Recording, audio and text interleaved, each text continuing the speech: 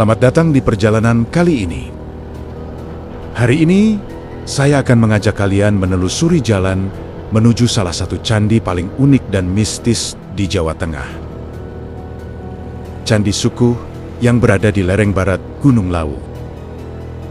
Untuk menuju Candi Sukuh, kita harus naik ke daerah Ngargoyoso, Karanganyar. Jalannya menanjak, berkelok, dan pemandangannya luar biasa indah. Udara mulai dingin, kabut tipis, kadang turun, menandakan kita semakin dekat dengan Gunung Lawu.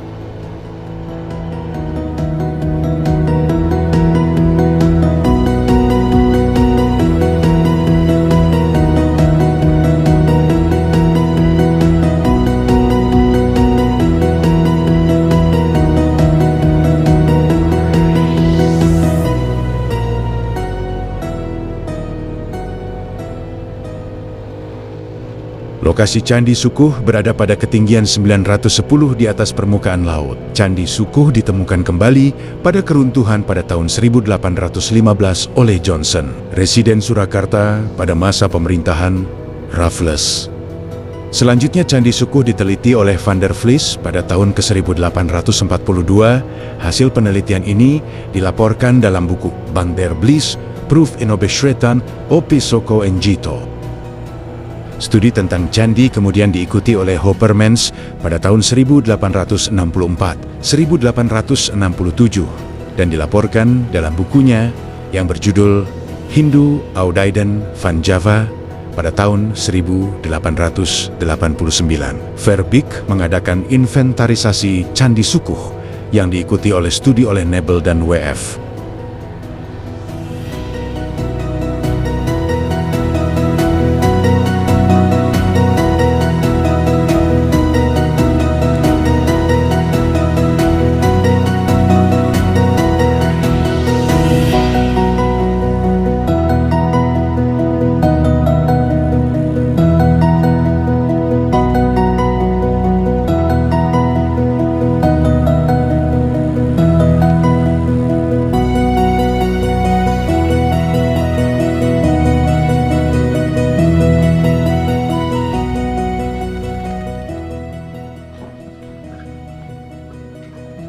Berapa orang, Mas? Satu.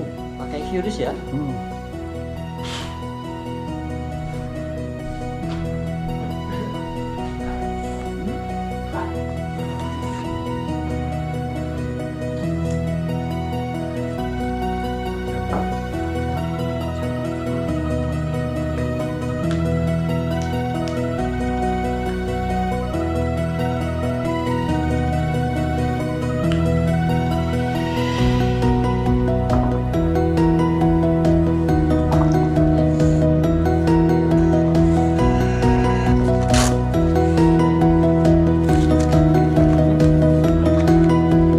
Mas belum masuk pakai kayak gini bisa.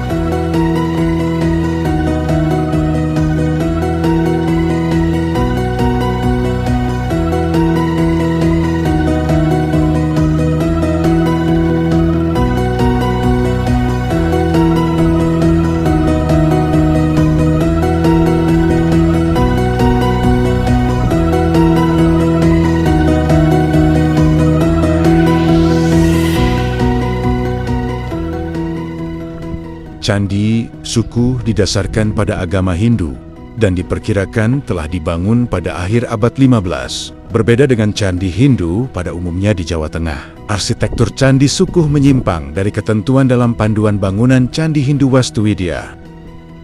Menurut ketentuan, sebuah kuil harus diletakkan rata di kandang dengan tempat paling suci di tengah. Keberadaan penyimpangan tersebut diduga karena Candi Sukuh dibangun pada saat pengaruh Hindu memudar di Jawa.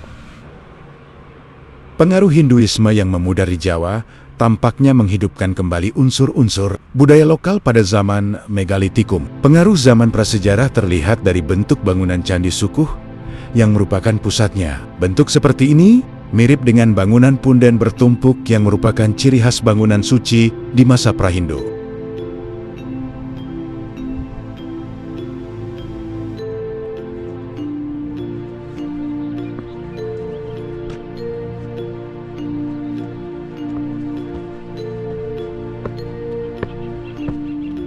Candi Sukuh terdiri dari 3 teras utama yang disusun berundak ke arah barat timur. Semakin ke atas, semakin suci. Setiap teras menggambarkan tahapan perjalanan spiritual manusia, dari dunia fana menuju penyatuan dengan Sang Pencipta.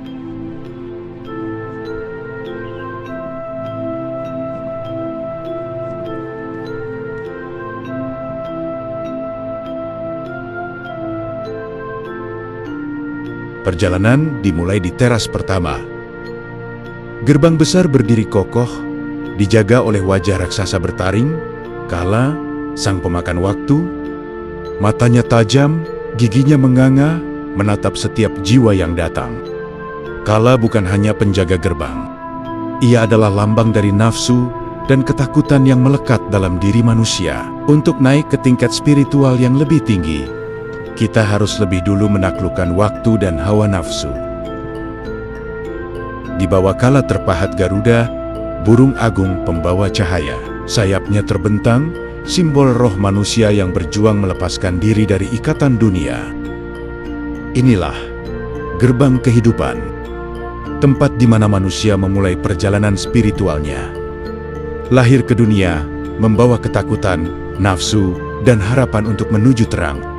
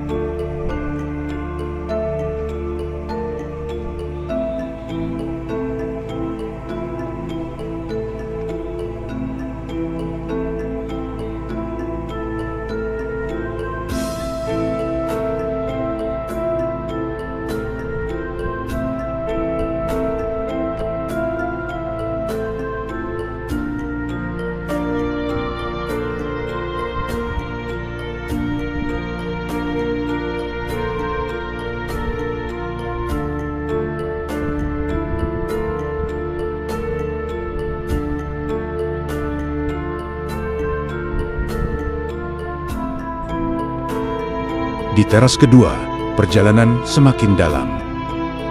Dinding batu dihiasi relief pria dan wanita yang menghadap lingga yoni besar, sebuah simbol yang sering disalahartikan. Namun sesungguhnya, ini bukan erotisme duniawi, melainkan simbol penyatuan purusa dan pradana, roh dan materi, laki-laki dan perempuan, langit dan bumi. Dari penyatuan inilah alam semesta tercipta. Dari keseimbangan inilah manusia menemukan harmoni. Di sekitarnya terpahat hewan-hewan mistis, harimau, naga, dan burung. Harimau adalah keberanian, naga adalah kebijaksanaan bumi, dan burung melambangkan kebebasan jiwa. Ketiganya hidup dalam diri manusia, kekuatan, kebijaksanaan, dan kebebasan. Namun, hanya jika disucikan, mereka dapat membawa manusia menuju cahaya. Inilah jalan penyucian, di mana manusia belajar menyeimbangkan tubuh, jiwa, dan alam semesta.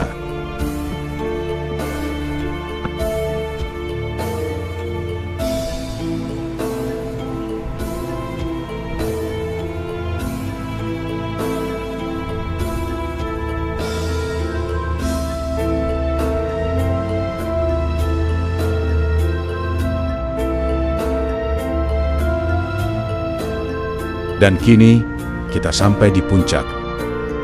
Teras ketiga, tempat jiwa bertemu dengan kesempurnaan.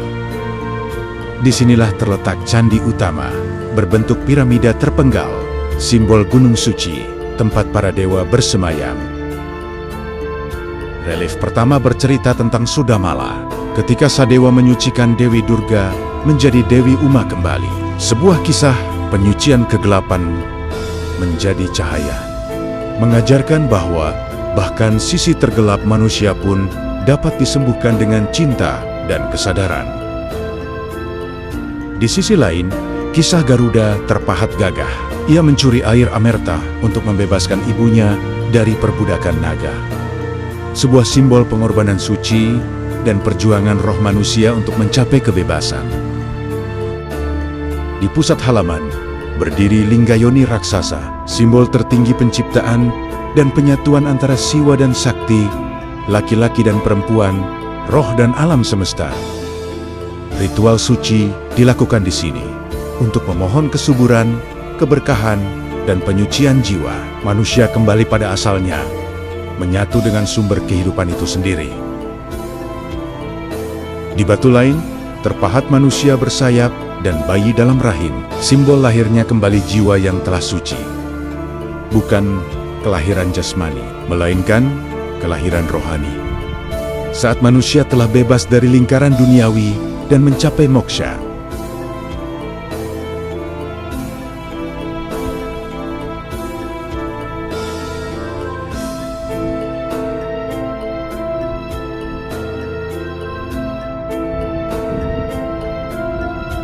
Dari batu-batu tua ini, leluhur kita meninggalkan pesan tanpa kata, bahwa kehidupan bukan sekadar lahir, bekerja, dan mati, melainkan perjalanan panjang untuk menemukan cahaya di dalam diri.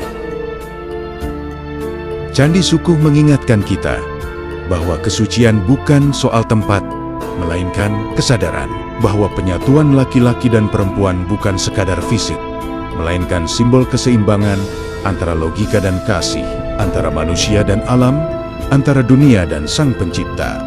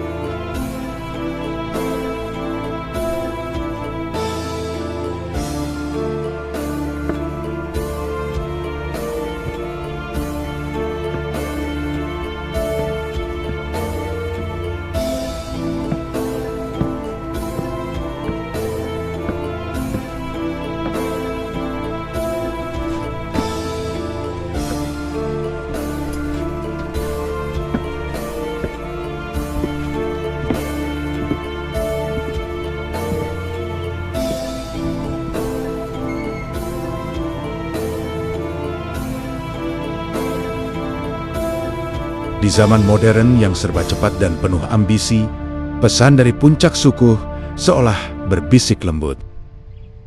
Kembalilah mengenal dirimu. Keseimbangan adalah kunci kebahagiaan sejati.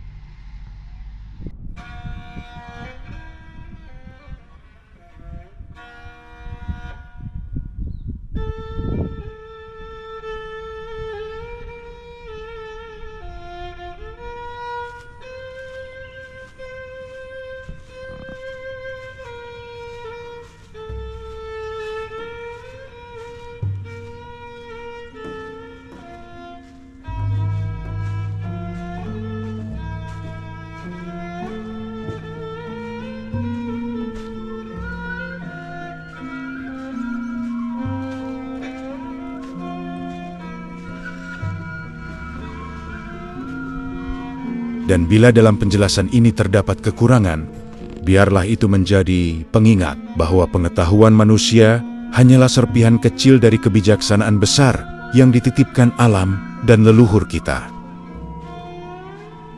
Kita bukan sedang menghakimi masa lalu, kita sedang belajar darinya, karena sejarah sejatinya adalah cermin, tempat kita menemukan arah pulang.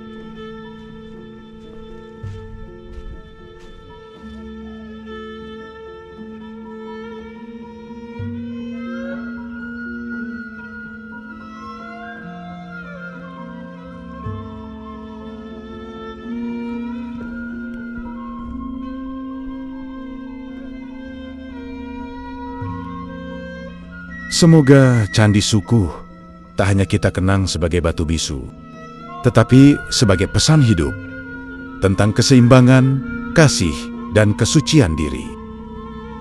Pesan yang tetap relevan, bahkan 1000 tahun setelah batu-batu ini didirikan.